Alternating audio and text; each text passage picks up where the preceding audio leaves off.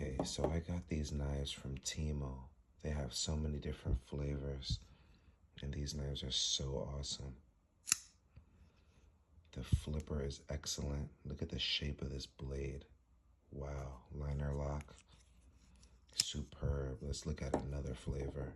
The pink. Wow.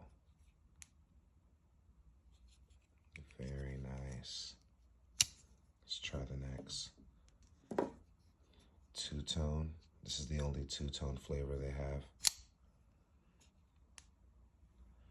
Wow. It came with some of the anodized chipping off, but it's totally fine because these are stellar. Wow, this one looks red, but it's orange on the website.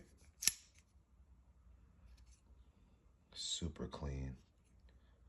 These will match well with multi-loadouts. Last but not least, purple's icy. Still has some oil. It's pretty new. So all these knives come pretty sharp. They're so nice. I highly suggest getting these for your collection. There's so many different flavors you can't miss with any type of loadout you try to put together. Wow, look at these. Clip is pretty solid. You can even put a lanyard through them. I feel like the construction is excellent.